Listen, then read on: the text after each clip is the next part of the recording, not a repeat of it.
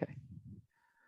Okay, we are now recording, and I am here with a very special guest.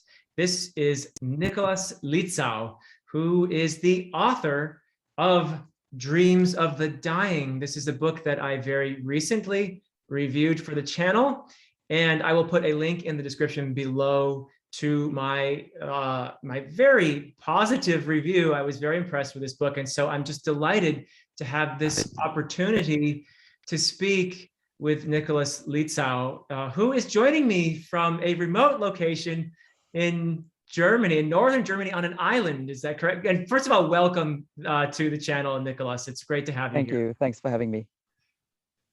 Yeah, great. So we are going to talk about several things today. We're going to start with some non-spoiler discussion about the video game that is related to the book and some influences and themes and that sort of thing. And then we will get later on into the spoilers. So I will warn the viewers who have not yet read Dreams of the Dying before we get to that point with the spoilers, but lots to discuss really here. And if you would please, Nicolas, explain to me, and you can assume that I'm completely ignorant about video games. I do have one video on my channel where one of my former students actually taught me how to play The Witcher 3. So, right. yeah, and you can see how completely ignorant I am. I'll check it out.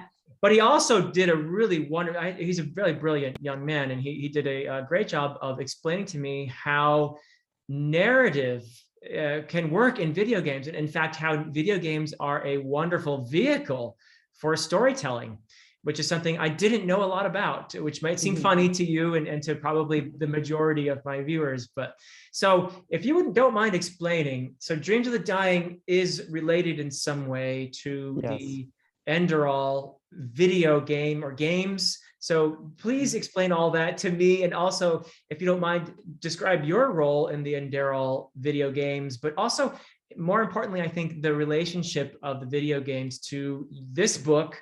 And in what ways does it inform the book? And in what ways have you departed from the video games? Okay. Yeah, well, Enderal is, I think, quite unusual, as in it's actually a pro bono project, a non-commercial video game. And it's something and by we, I mean like a group of volunteers from Germany, mostly Munich, but with people all over the world. So yeah, it's based in Germany, but quite international. And we developed that over the span of 6 years, from 2011 to 2016. And it's essentially, like, technically you could call it a mod, a total conversion for another popular video game called Skyrim, which you might have heard of. I've heard of Skyrim, yes. Yeah. So what a total conversion does, it essentially takes the framework of another game and removes all the content, like the story, the music, and just keeps the bare bones, the mechanics and the technical framework, and then you create your own game on top of that. And that's essentially what we did. Yeah, it was extremely ambitious. We created like it's a 100-hour RPG, very story driven, with a complex storyline, and I think all in all over 100 actors and voice actors, German and English, helped us out and brought the characters to life for free. And all of us worked for free. We made no money from this.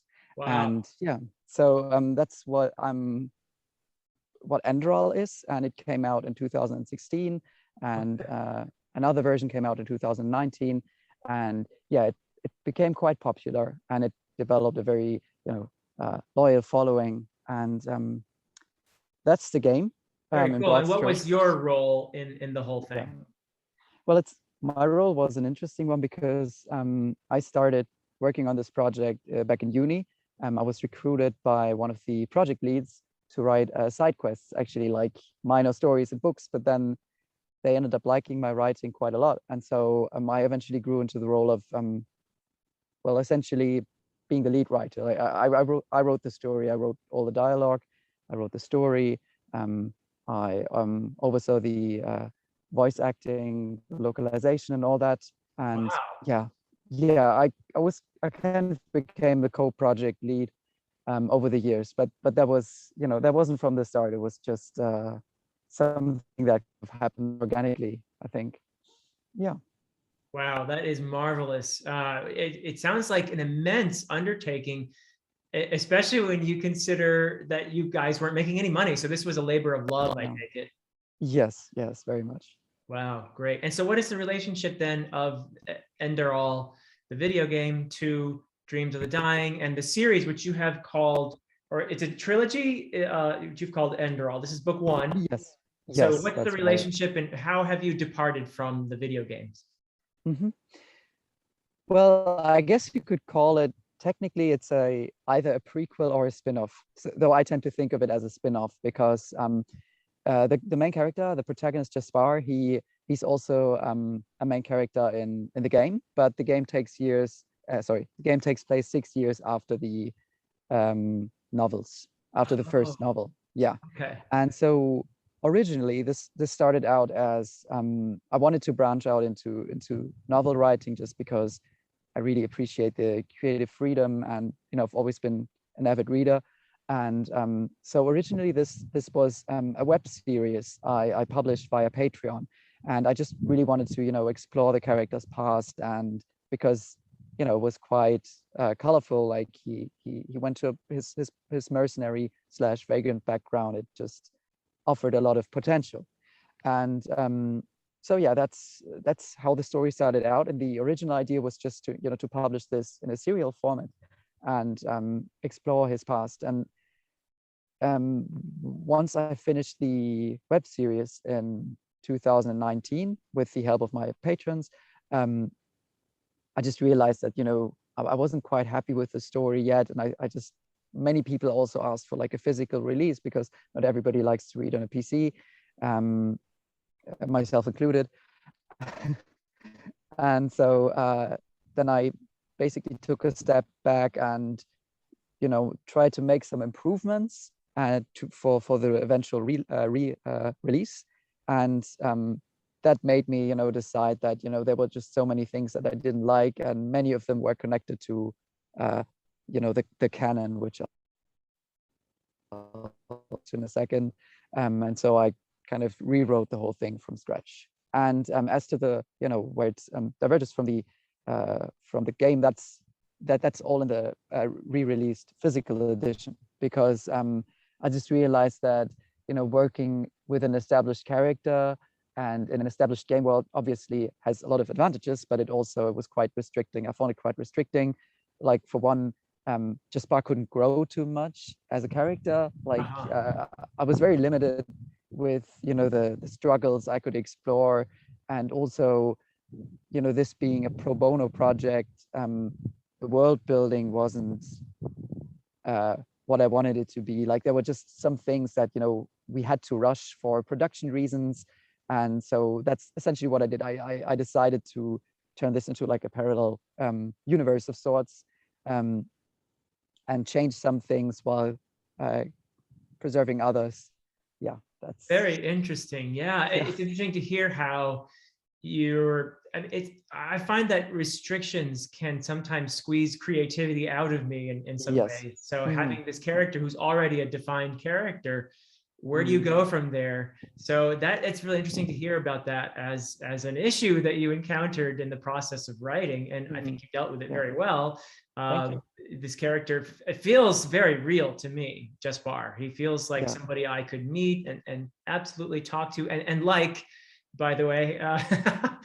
So yeah, no, it's really great stuff. So I guess then we can move on to the question about influences, because beyond the video game itself, obviously you are somebody who likes to read, and what do you consider to be some of your important literary influences? But also I'd like to broaden that question to, what do you consider to be some important inspirations that went into Dreams of the Dying, that went into your vision for this book? So just beyond, you could talk about your favorite authors, your literary inspirations, but also, beyond that, in the real world, perhaps places you've been, you travel. I know you've lived in a few different places, so that sort of thing. Yes. Yeah.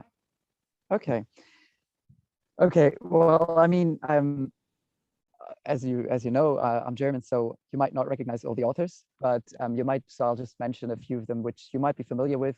Maybe you've heard of Patrick Suskind, who wrote the Perfume: A Story of a Murderer. I just remember reading. I think I read that book 4 times. Something I just found it so interesting. Like Uh-huh. the character work he did in that novel is just absolutely fantastic. But besides that, there are lots of German writers. I can't recall all of them.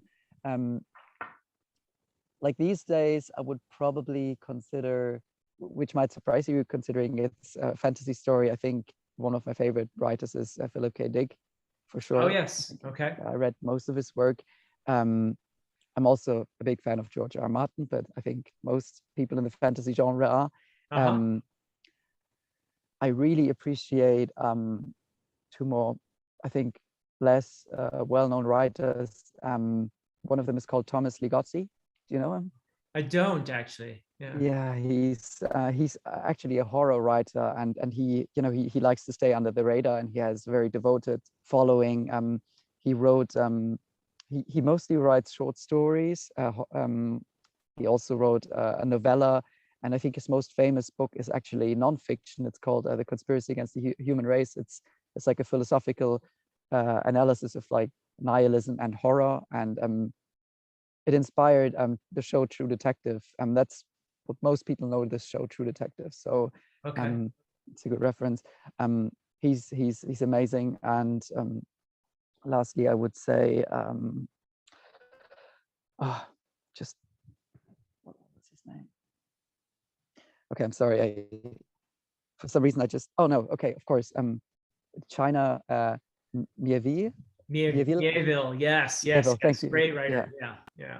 he's a fantastic writer, and what inspires me about him is just that his creativity, it's boundless, and he's so explorative. Like on his books are also unique, and so yeah. I mean, there are countless writers, but these are the ones that come to mind. So probably they are the most they've been the most influential. Um, as far as Dreams of the Dying is concerned, yeah, I think I can talk about that. Much of my work, especially in Enderal, revolves around dreams and the psyche, so like the human mind, and dreams in particular, because as a teenager, I had an unfortunate experience where I essentially had like a dissociative, a loss of reality. I think that's the colloquial way to say it. A Oh, dissociative experience where I through various reasons and experiments with lucid dreaming. I'm not sure what I'm allowed to say on YouTube, so let's just say various reasons. Um, I basically lost my grasp on reality, and right. that resulted in a very severe period of mental illness. And yeah, I'm fine talking about it now, but it was very difficult. And Sure. dreams have Yeah. been a very recurring theme in my novels ever since, just because they're so fascinating and so intimidating. Yeah. Yeah. I think most Uh, of us, mhm. at times struggle with our dreams, and it's Yes, what you describe, of course, is of a different order than what most sure. people experience. But there is I think, an ongoing fascination with. I don't think we really understand entirely where dreams come Uh, from, or what they yeah. mean, or Mm. why we have them, and it's just a fascinating arena to even Yes, delve into. And what you experienced obviously is not, I'm sure was a difficult time in your life, yes, yes. absolutely. But yeah, I think people can relate to that, to the idea of that, just the fascination with dreams, period. And Mm. it really does show. That is certainly one of the aspects of Dreams of the Dying that I actually really found myself quite fascinated with. Was you do really well, Thank you. making dreams not just a feature of the story, but actually essential to the plot. So Yeah. I really Mm. appreciated that. I'm happy to hear it. Yeah, I think lucid dreaming in particular is just incredibly fascinating. And one of the reasons I'm exploring it in my fiction, and not in real life anymore, is this loss of reality. I used to lucid dream a lot. I mean, lucid dreaming, I'm not sure if you're familiar with it, but it's essentially you are okay. But for anybody who doesn't know, it's the ability to become conscious in a dream. So essentially you are aware inside a dream and you can manipulate it, and it feels extremely real. So it's like almost a parallel world. It sounds magical, and when I first heard about it, I thought it was made up, but it's quite scientific. And Yeah. and that fascinated me. And I would still, a part of me still longs to do it, just because of the experiences I was able to make, like talking to deceased relatives, which were obviously not my deceased relatives, but rather, like Right. creations of my subconscious. But it was still, it was therapeutic to a certain extent. And but I'm just too afraid to do it because, of this horrible experience I've had. So Sure. I guess you could say I'm working through all this, and I'm exploring it in my fiction now. So Wow. yeah. Yeah, that's amazing. And I have had lucid dreams, just for the record, Mhm. but nothing as intense as what you're describing. So just dreams where I've found myself able to make decisions. For example, I've had dreams where I've been chased by a monster or something, and I'm running Mm, away, and I make a decision to turn around and face the monster. So yes. something like that. That is something I've had definitely before, but Mm. nothing as intense as what you're describing. So yeah, I Yeah, it think takes a I lot of understand. practice. It's a skill. It's a skill you train. It's like a muscle you train. Yeah. So yeah, it's incredible. And because you also mentioned locations, I think I also lived in Latin America for almost a year, and Cool. yeah, that was great. So I was, I mean, I'm very Bavarian, I think, in terms of my roots are in Bavaria, and I plan to return, plan to settle down there eventually. But I still, I've always felt drawn to, I guess you could call them exotic from a Central European perspective, Right. exotic places, and that also inspired the setting. Because I think, there's nothing wrong, obviously, with Central European inspired fantasy settings, but I just found that, Sure. a fresh, a fresh landscape, a fresh scenery. Yeah. Yeah. So I'm assuming, and I remarked on this in my review, Mhm. that Jaspar comes from something akin to a medieval-ish European setting, Yeah, whereas Calais, is that, if that's how you say it, that's right. seems to Yeah, me to be sort of Asian Pacific, that yeah. sort of vibe. How far off am I there? You're very, yeah. That's some point. Enderal is quite in the story, like in the novel world, like in the game world, it's the biomes aren't realistic in the novel in the game, but yeah, they're very inspired by Germany, I guess you could say. Okay. Enderal and Calais was, yeah, Polynesian inspired, I would say. Okay. Um, the archipelago of Hawaii, that was my main reference landscape wise. Sorry, Ah, not the archipelago of Hawaii, like the Hawaiian Islands. yes. Yeah. Yeah. But Calais is an archipelago though. So Yeah, yeah. it's an archipelago. Yeah, that's Yeah. right. Yeah, cool. Wow. So that's I don't know of too many other, there probably are some that someone could name, but I don't know too many other fantasy settings inspired by that part of the world. So that's just awesome. I love that. Thank you. And that's a great thing we're seeing in fantasy these days, is an expansion of settings and inspirations that I just think it's enriching the genre tremendously. I really It like is. that. Yeah. Yeah, Yeah. absolutely. Absolutely. And in so many ways, I feel like we're kind of in a golden age for fantasy, Yeah. because things have really expanded in that way. And I think that can only result in some wonderful things. So yeah, fantastic.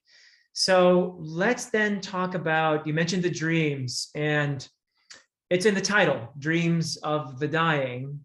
Mhm. And I think there's a double meaning here. I did not talk Yes. about this I hinted at it a bit in my review, but when we talk about dreams, you literally refer to certain people in the book as dreamers. And these we would Mhm. call them entrepreneurs, perhaps, these, Yeah. in our times, Yeah. something like that.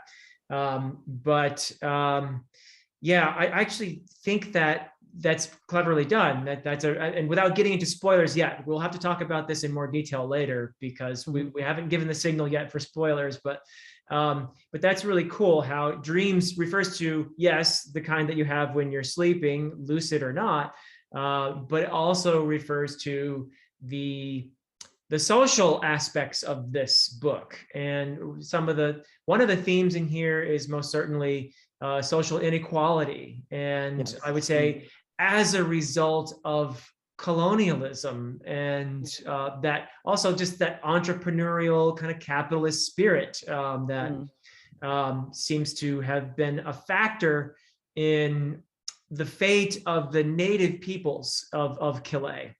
So you do have a layer of society, a more recent populace that has, I don't know exactly, it's complicated, isn't it? It's not just straight up invasion, because there was some trade involved and so forth and so on. So it's an interesting thing that you've done here, and I think really well executed in terms of this setting. But social inequality is big here, isn't it?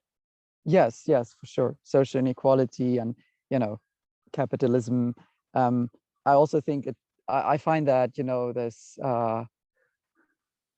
I don't even know if there's a proper term for it, like this entrepreneurial mindset often goes hand in hand with, the larger debate of determinism versus possibilism. I think that's the counterpart. This the idea that we are the architects of our own fortune is obviously rooted in the presumption that we do make our own choices. And so what we would call free will is free will. Yes, exactly. So that's a big thing in here. Yeah, absolutely. Yes. And Jaspar is a bit of a philosopher. This is something that he thinks about a lot, and I love that part of it too. It's something I read about a lot. I read a book by a scientist. What was his name? Robert, I think Sapolsky, called Behave. And I get to the end of the book and I'm kind of in despair about just how little free will I have. I know. It's hard to think about it. Yeah. But yeah, that's an interesting thing that the characters wrestle with as well in here. The idea that everything they do, every decision they make might just be determined by their social circumstances, by their biology, by so many other things. And they wrestle with this. And I love one character's solution, if that's what we want to call it, which is to say, okay, well, maybe I don't have any free will, but I'm just going to pretend that I do. Yeah, that's my outlook as well. Yeah. I mean, it's something I thought about a lot. I think about a lot, especially in the context of mental illness, kind of makes you question free will a lot. If you're trying to be happy, but you can't, even though you should be. So just something I wanted to add on, something you mentioned about the whole idea of colonialism. I thought, when I fleshed out the background of the archipelago and the relationship between the Chileans and the Macao, my idea was kind of to describe an attempt at like a peaceful, like it was an attempt to make like a collaborative, peaceful colonization, but and it was, I would say that was kind of, they even meant well, like the colonizers, but it's just not that easy, because there are just some circumstances that contribute to how a sub-society evolves. Probably all sounds very pretentious, but it's just something I just found it interesting, because it would have been too easy for me to just say, okay, they just came there and then they just killed everybody and that's it. I thought it was more interesting to explore that aspect of it. Yeah, no, I don't think it sounds pretentious at all. In fact, I think it's actually, I like how nuanced it is. And the truth is that violence isn't always abrupt. That sometimes things that relationships of exploitation and oppression can happen over a long period of time. And sometimes they're just tragic things that happened, such as the introduction of diseases that didn't That's exist right. in a Yeah, particular place. that happened, and that happened in. I'm not sure if you read the appendix. There was like this fever that also wiped out 2/3 of the Macau population. But Yeah. it's more like a side note. It's not integral to the plot. So I think Kabu, sorry, one of the characters mentions it once. Yeah, no, But yeah, we can say their names. Yeah. okay, Uh, sure. yeah, no, absolutely. And I also want to point out, while you mentioned it, just how I meant to talk about this earlier, just how rich and beautifully produced this book is. Thank you. I mean, people can see just the beautiful cover, but also so many illustrations in here, in the back, in the appendices, that I also showed off a little bit in my review. But Good. wow, I mean, there's just a lot of love put into this book, and I love the fact that you have put this extra work into, the appendices, because I just think it adds layers to the world, and it helps me feel like this is a three-dimensional place that I've been immersed in. And I also just love things like the language that I think you had a friend who helped you out with the language, did a great job. He's And a linguist, yeah. yeah, I mean, it's just one. I mean, absolutely. My admiration goes out to you for that, and your friend as well, and everybody who put so much into the production of this book, because it's rich, and I think that fantasy readers especially appreciate that. So yeah, to me, that's the joy of fantasy is in large parts the world building, and I'm a 100% kind of guy, so I try to when I create a world, I want it to be believable, and I also just find it extremely interesting to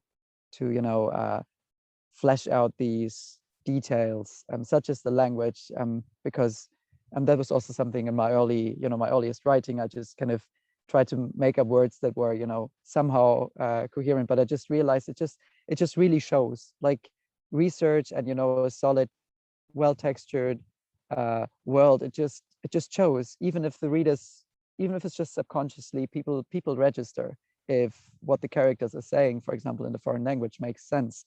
And yeah, I always have to stop myself. It's my some of my readers, they like to joke about it, because if it were for me, I would have probably made the appendix like 500 pages long and use up all my savings, because these illustrations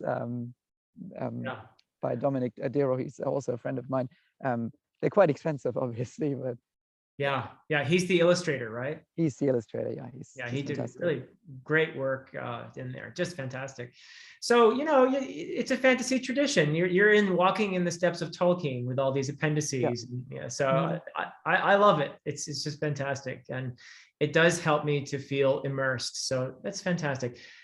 We were talking about themes a moment ago, though, and we talked about social inequality and colonialism and the idea of free will, and these are fairly heavy themes.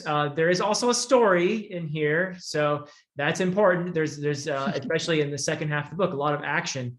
But another big theme that I think we should touch on here, because I personally am so glad that you address this theme, and it's not something that people often do address in writing, and it's a shame, because to me, and I don't know, probably there are some people who disagree for whatever reason. I mean, some people read just to escape, and that's fine. I have no problem with that. And some people want to avoid heavy themes because it's just too difficult for them at the time to wrestle with. But I think it's important to have them. I really do. And as somebody who has a loved one who has been through depression, I am so very happy to see you address depression in such a sensitive and thorough way, that you've woven it into the story in a way that was very helpful to me. I want to just personally thank you for that, because it was very helpful to me, because I like I said, I have a loved one who's been through depression, and it can be frustrating, from the perspective of the person you want to help, and you feel so helpless at the same time, and frustrated, and you want the person to simply, why don't you tell me what you're feeling? Why don't you? And I think we have to realize how that's not a simple thing for the person who is going through the depression. If they could easily get rid of it, they would, no doubt. That's right. Right? That's right. But Absolutely. I'm so impressed and grateful that you put this in here. And I think it's important. And maybe not everyone is always ready to read that sort of thing. And I respect that. But for me, this was a very, very helpful thing to read. And I'm sure a lot of other readers feel the same way. I'm humbled. Thank you. I mean, it was very important for me to treat this subject matter respectfully, because I didn't want it just for effect. And I think when you say some people read to escape, and I share this view, it's perfectly fine. And I also read to escape. I sometimes just love, I don't want to say shallow, because that's just not true. It's just something that's more like escapism oriented. Like I love to read stories that are just that allow me to get away and just nourish my imagination.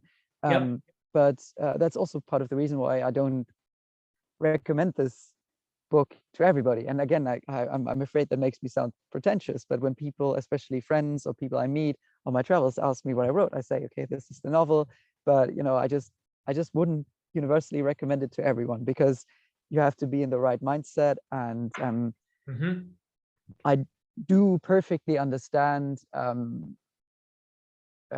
why some readers struggled with Jaspar as a character, especially without going into spoilers. But there's the last section of the book, which has a very, let's say, distinct kind of pacing that can feel excruciating, because it's very slow and it's very depressing.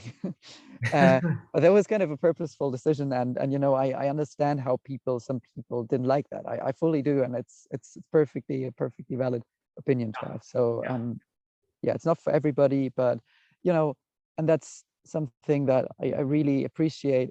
That's why I also appreciate your words. Is I'm happy when people who have struggled with this, like I have, and a lot of my friends have, when they find some meaning in the story, and when they connect with it, because that's just very humbling, I guess. Yeah, let's talk a little bit about that without spoiling anything. That denouement in the book is long. It's unusually long, and I said that in my review. I first thought I wasn't going to like it. I could see what was happening, and I thought, wait, no, you should be ending this now.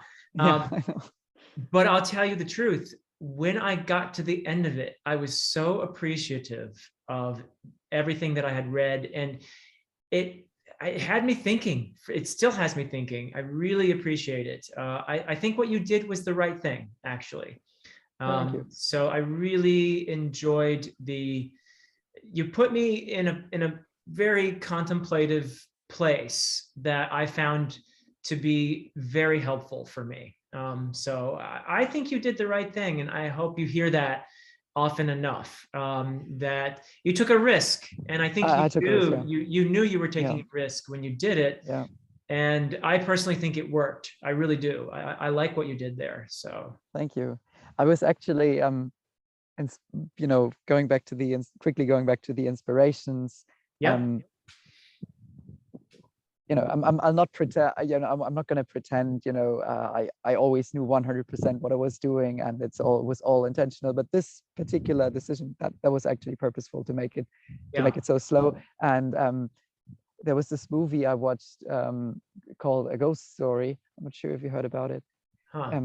It's fantastic, and there's a scene where one of the characters, after losing her husband in an accident, she eats after the burial, she eats a cake, and it's like the same camera angle for 12 minutes, and you see her just eating the cake, like first slowly and then kind of binging it and then throwing up, and you see all this. And I remember when I saw it, I was so bored isn't the right word, but it was kind of excruciating to watch, and not necessarily in an immersive way. It was just like, oh man, is this never gonna stop? And I was for a second, I was even, contemplating just using the bathroom because it was so uncomfortable to watch, just getting out there for a few minutes. And then I just afterwards I just realized, okay, yeah, that wasn't very fun to watch, and that wasn't entertaining at all, and Right. I didn't like it. But in a way, that was actually, I think it was a great way to show what depression and grief feels like, Yeah. because you felt trapped in that camera angle, and you felt trapped watching this character essentially do nothing but eating something. And so, yeah, that was kind of, I thought about this scene occasionally when I wrote the last bit. So yeah. Yeah. No, it's so true that I think with a lot of great fiction, sometimes it doesn't make sense until you're thinking about it later. And Yeah. you look back on it and you think, oh, yeah. And you realize, I think, a little bit down the road what the impact of that was. Yeah. So yeah, no, I really appreciate that. So I think we are ready to start diving into spoilers. I think unless there's anything else non-spoiler that you want to mention, Nicolas. I don't think so. Okay, very good. Then let's just go right ahead. Everybody, we're warning you right now. If you haven't read Dreams of the Dying yet, you might not want to hear the spoilers. We're gonna talk about the characters, and mostly I think the characters, because they're the heart of this. Yeah, so thank you for being here and listening to us talk about this wonderful book. And I do highly recommend that you check it out. So we talked a bit about the title. I mentioned that this was Dreams of the Dying. Obviously, there's a lot of dreaming that goes on in the book, and both in terms of the main character, Jespar, his past is very much, I mean, I said in my review that the inner journey here is just as important as the outer journey. Mm-hmm. And this is true especially of Jespar, but it's also true of our main our main dreamer in the story, who is the ruler of Kilay, the first among equals, I suppose, or I'm not exactly sure how that title goes, but he's essentially the ruler, and that's Jaros. Am I remembering that correctly? Jaros Unai. Yeah, Janos. Jaros Unai. Yeah. Yeah, Jaros Unai. Yes. So he's it's really interesting how you decide to go about developing him. In the beginning, we don't know necessarily who these flashbacks belong to. Mm-hmm. And then we piece it together pretty quickly. I think it becomes apparent that we're talking about his past. And I love how these flashbacks become more and more part of the mystery of what's going on. Because this is, I think you mentioned horror, and there's definitely horror elements in here. There's fantasy. There is mystery in this as well. This is essentially a mystery. It is, yeah. In many ways too. So we're trying to piece together what's going on here, and we have these flashbacks from Jaros's life, and they become more and more important as we progress into the heart of this mystery to figure out what makes this guy tick. But I was so interested in how you connected the main character, Jespar, and Jaros. Both of them are struggling with their relationships with their fathers, aren't they? This is a very important aspect. Yes. And there are so many things that you see it a couple times where Jespar feels like he knows this guy. There's something really familiar. Yeah. Right? So, and I would subtly done, but it was really great. But they're both really struggling with aspects of how they were raised, their relationships with their father, which are traumatic. I think it's fair to say. I would also say that, you're absolutely right. Like, there was a very purposeful, there were the parallels there. Yeah. Were intentional, obviously. And, I think what connects them as well is like their way of handling or not handling trauma and, their mistakes and just repression. Like, in essence, I would say it's hard to, boil down the whole book, whole story into one word, but I think repression is a key theme of the story as well. And Jaros and Jespar are so alike in that way. And there's this scene which is, you know, kind of darkly ironic in the final confrontation inside Jarrah's own eyes, a nightmare, when Jaspari kind of calls him out for for running from his problems, but in fact he's, you know, doing the same thing. Yeah. So yeah. Yeah.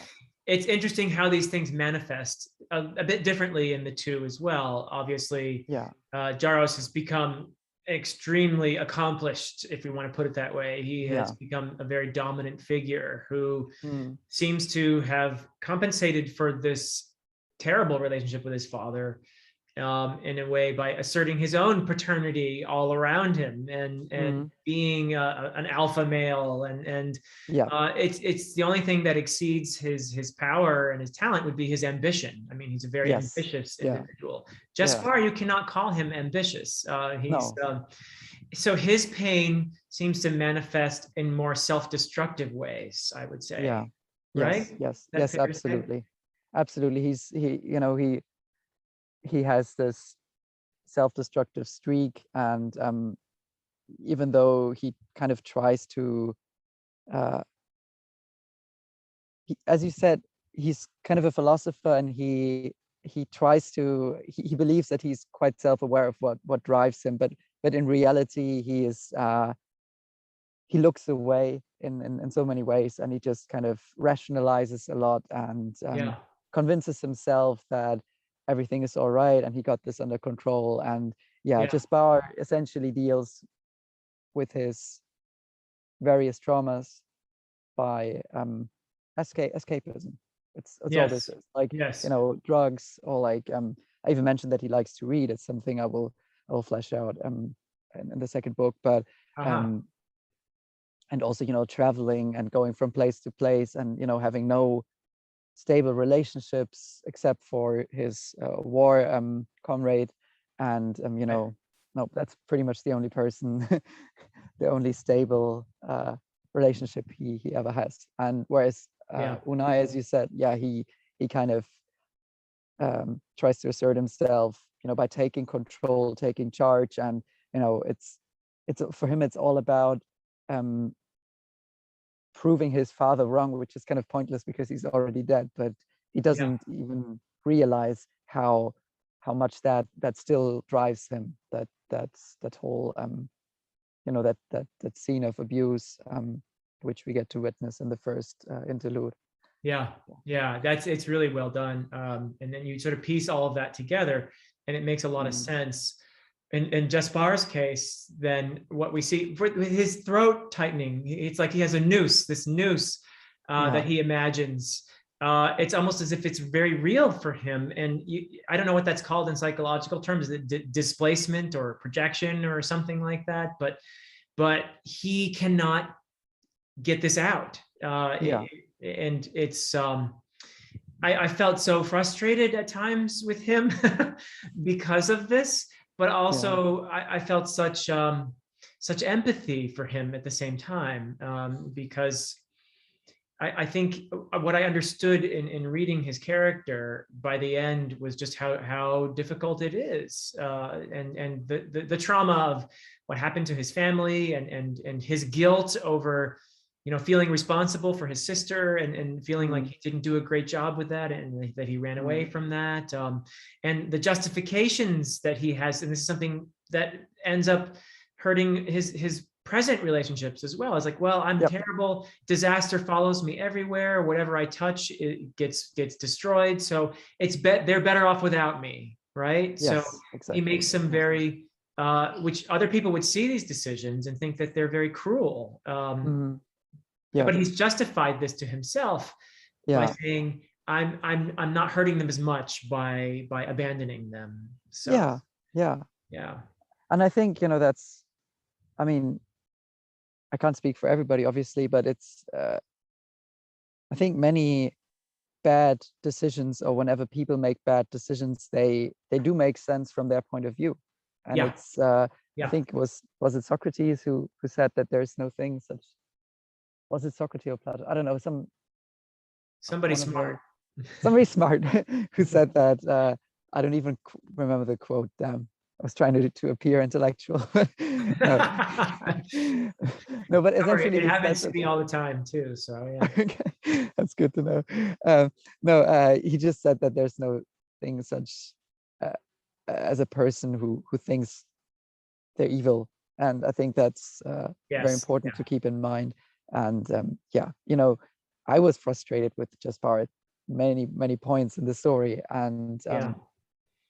yeah, I do think there's also always try to be self-critical, of course, and I also while at the same time, I don't want to doubt myself too much, but I think sometimes it might have helped to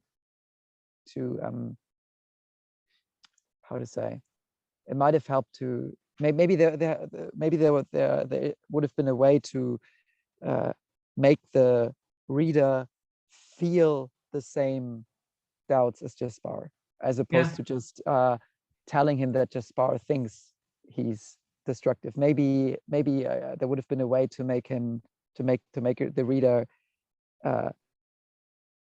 consider these choices as reasonable, if that makes sense. Yes, of course. Yeah. And I think you did a great job of that, actually. Oh, okay, thank You you. really did. Yeah. I wasn't No, sure. I was definitely with Jaspar, and I was frustrated with him in the sense that I wanted him to speak to, especially to, how do you say her name? Licia or Licia. Licia. I Mhm. really wanted him to, and of course to Kawu, both of them, he had opportunities, which he didn't take advantage of, but I understood why. I just, Yeah, it's this double feeling of frustration, but also, come on, you can do it, compassion. Yeah, So I was definitely pulling for him, and I do feel that you did a great job of getting us into his head with his justifications. thank you. Yeah, no, I absolutely felt convinced there. Very, as I said, very well fleshed out character.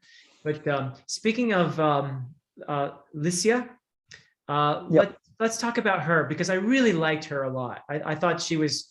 I think my two favorite characters are probably Licia and Agam. I love both of them. Again. Yeah. But I love them all, really. I just thought you did a tremendous job. They feel like people. Thank you. But Licia, one of the things I love about her is just her very committed sense of justice. Yeah. But at the same time, you complicated this character by giving her gambling debts. And she probably is a little bit too, how to say this, impulsive at times. Yes. So she's not a perfect person either, but she's a really lovable character. It's just a lot of fun to be with. So yeah, I mean, how was she kind of important to you in terms of the perspective she offers about the social injustices and all of that stuff? Because here she is, this doctor working in this poor district, giving her life to helping people. And you can feel her frustration with the status quo. You can feel her wanting to somehow just change everything. And that's a frustration that we all share. And yet it's so difficult, because what is the ideal way to govern a society? Is it even possible to, because we're such flawed creatures, is it even possible to have a just society? So these are questions I think you work in there really well with her character. Is that what you were after? Yeah. Yeah. Well, yeah, I think, for one, I think it was both important for me and, for the character dynamic, to have like a strong juxtaposition for Jaspar, because they are in many ways they are like diametrically opposed, the way they see the world. And I also think that, it was, I think it was just extremely important to have someone with such a background as Licia, and with her ideals. And I would argue that Licia is sometimes she just how to say, she sometimes she leans towards black and white thinking in some ways. And but that was also purposeful. And yeah, I think it was important to have such a character in there, just to give like to lend a voice to this very, I think it's a very popular or frustration many people feel towards these issues. Yeah, yeah, no, she has a strong sense of justice, but you're right. Yeah. There is a kind of lack of flexibility there, which is part of her character, which is definitely well done. And then, of course, there's Kawu, who is he's the dreamer in here, and he's a wonderful character, just a very gentle soul, who I found myself very, entranced by, because he just seems like such a nice, good person, and yet a little bit scary, because he's got these abilities, and he's almost this I don't know how to put it, almost like Buddha-like personality in a way, where you're not quite sure if he's entirely human in a way, because he seems so remote. That's a tricky kind of character to write, I would think. Yeah, for sure. I mean, it was. I think he was also, it took me the longest to wrap my head around his personality. I think he was very different in the early drafts, and he changed quite a lot. And I think with Kawu, it's just like this. What fascinated me about his character, as I wrote him, what I just found the most intriguing was just like this contrast between this almost, he's naive in many ways. He's very idealistic, and he, I wouldn't necessarily say childlike, because he's just seen too much for all this, but he is right. He is naive, and he doesn't understand why people act the way they do and all this. And on the other hand, he has like this immense. I mean, he has, through his abilities, he has lived for many years, and he has this maturity and this, I would say, almost wisdom, which is, very sharp contrast to his naivety. And I thought that was just what intrigued me about this character. Yeah, no, it's great, and I love how this is tied into the magic in the story, and how he inhabits his dream world. That's not the correct term, but you know what I mean. Yeah, so he inhabits that, and time goes by differently there. So he has literally, in a sense, lived much longer than his lifespan in our world. Yes, so exactly. He's an old soul in that sense, but he's lived there alone as well, hasn't he? Yeah. Yes, he has. Yeah. Yeah. That was actually inspired by actually time in dreams does pass at a different pace than in reality. So interesting, huh? Yes, it does. And there's this I would call it an urban myth, an urban legend. I'm not sure if I don't think it's verified, but in lucid dreaming circles, back when I was still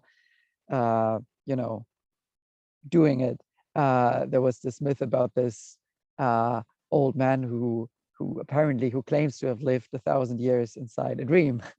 And wow, it sounds fantastical, and I'm pretty sure it's an urban legend, but it's possible in theory to spend a lot of time in your dreams if you're like conscious in your dreams, and considering that time is subjective to the brain, then it's possible to kind of extend your life, or your conscious life. And I thought that was just such a fascinating idea to explore. And then I thought to myself, yeah, but would it be all good? I think that's like the tragedy with Kawu, is that he's not unable, like he's completely unable to ever disconnect, to rest, to regenerate. He's just kind of forced to always be there. Like life for him is just a transition between reality and the psychic dimension, his kuluhika. That's the term I think you were looking for. And yes, that's the term. And that's why he's so relieved when his coma in the end actually sends him into like this actual sleep state. It's also, by the way, I mean, it's also what happened to his mother, right? Like when, I'm not sure if you remember, but the first time Alicia and Jaspar encounter his mother Takana, she actually says, like, she mistakes, in her delusion, she mistakes Lucia, I think, for like a personification of this bird god, which the Mackay worship, and she just says something, just just one night in silence, just give me one night in silence, because she's just, I'm not sure if she says this, she might say this in Makehu, I'm not sure. In one draft, she actually said it in English / and I thought it was just very interesting, because I think that's eventually, I think you would kind of break down, because yeah, your brain just never gets to rest. Yeah, wow.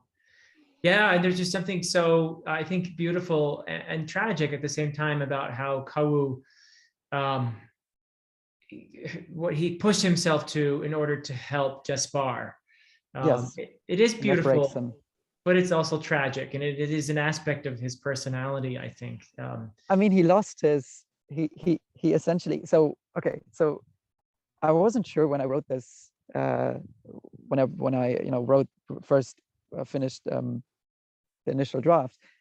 I just wasn't sure if people would be frustrated at Kawu essentially coming back from the dead. But then I discussed this with a couple of writer friends of mine, and then we kind of realized, I mean, he does die in a way, right? Like that, what makes him Kawu, he loses that. Like he loses his incredible empathy and humanity. He loses that completely. So in a way, he does die. He just keeps on living as a different kind of being almost. And so that felt very tragic to me, because he just kind of tried to bear the weight of the world on his shoulders, and he paid the price for it. So no, kind of it's cynical, compelling. I guess. It's a compelling ending, actually. So what you've done there is you've given us a sense of loss that's very significant. And though there is a resolution to the story of a sort, I think we realize that Jaspar and Licia are going to have more adventures, and things are going to go, and probably I hope Kawu as well, and the person that he has become, which is very different, as you say. I like that, the way you put it. There is a death of a sort there still, even though he physically is still there, but he's not the same person anymore, is he? Not at all. It gets so much into the nature of our personalities and where they reside, and our memories and who we are, and it's just a lot of fascinating things in here. Just a lot of stuff to chew on, and as well as a very, I think, great story that really gets going in the second half. I mean, there's some action there that is really well done. And I like too how you didn't make Jaspar some real, kick-ass, he's a pretty fairly, I mean, he seems competent, but he seems like he's got about a 50-50 shot of coming out of a fight, okay. Right? I mean, he's just kind of he's an everyman in some ways, isn't he? He is, he is for sure. Like, he's not a traditional hero. I also think that's probably something some readers might be frustrated by. Like, he's not, see, one thing I noticed about fantasy, at least like traditional fantasy, and again, I love the genre, obviously, but a lot of stories kind of perpetuate violent conflict as like the ultimate means of like resolving a problem, which I find interesting. And I do think, I see a lot of discussions about why unjustly, like I think it's not justified, but many people consider fantasy second-rate literature. And but I do think that might factor into the whole thing, like that there are some stories and some prominent stories where the conflict of the story is resolved through the character getting stronger and physically defeating the antagonist. And I think that's just something that it's kind of interesting, but that's not at all in this story. I mean, obviously Jaspar doesn't he doesn't overcome his repression by becoming stronger, like developing his magical talent or something like that. That's right. So no, I love it. And there are some really great writers in the genre who have certainly challenged that trope. Yes, absolutely. triumphing, but as you say, by leveling up. Yeah, yeah, So it's definitely been done, and by some great writers like Ursula Le Guin, for yeah, example, or yeah. Stephen Erickson, or even some fairly like Joe Abercrombie. I think complicates violence in some ways, even though there's a He lot does. of Yeah, it in his yeah. books. Mark Lawrence as well. So yeah, lots of writers who handle it really well and use the genre as a way of conveying these very important truths. So writers like N.K. Jemisin and Oh yeah, she's great. yeah, she's fantastic. There are consequences to violence on your Yeah, psyche, on yeah. how you interact with other people, and so yeah. So I really appreciate that you've done it this way. And by the way, there's nothing wrong, like we said before. If you're reading fantasy, you're not reading it necessarily to think through issues, and you want to just be entertained. It's okay if you like the fantasy where the hero gets superpowers and triumphs over evil.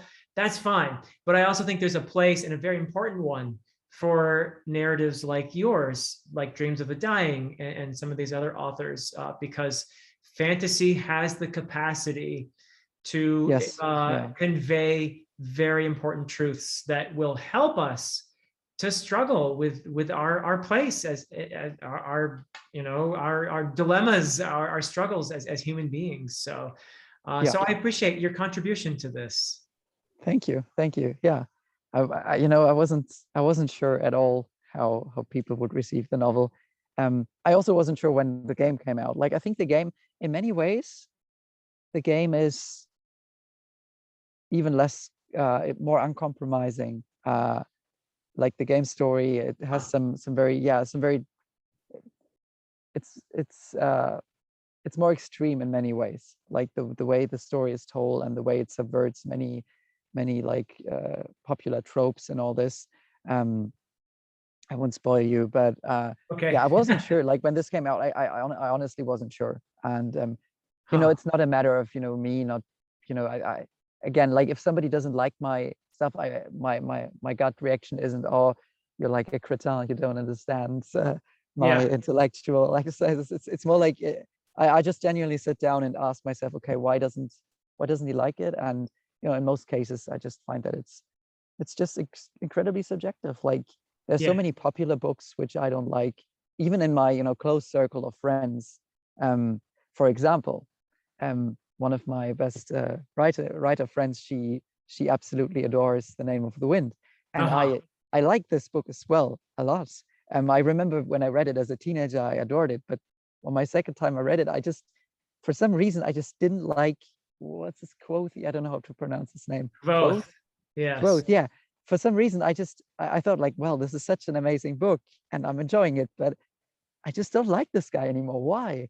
And in the Huh. end, it was entirely subjective. It's just a matter of taste in so many ways. Like there are Yeah. objective flaws in stories, but in the end, whether something becomes someone's favorite book or not, that's not really in the author's hands, in my Yeah, opinion. yeah, that's a good example too, because I think these days fantasy, along with most other genres, has become very character driven, Oh, and I love it. and Yeah. you would be hard pressed to find a more character driven book than The Name of the Wind. It's Yeah. all about Kvothe. It really Yeah. is. So if you don't Yeah. like Kvothe, you're not Yeah. going to enjoy The Name of the Wind. Yeah.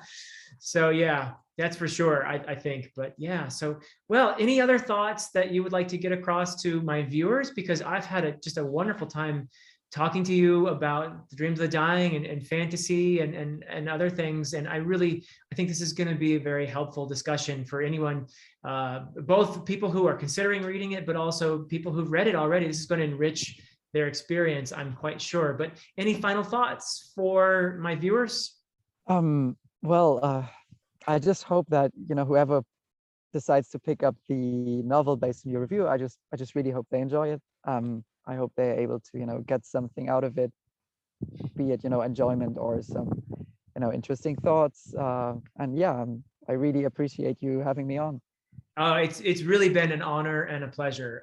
So everyone, Likewise. Nicolas Lietzau, check out this beautiful book. I found it just so moving and it's still with me days later after finishing it. So thank you so much for writing such a beautiful and moving story.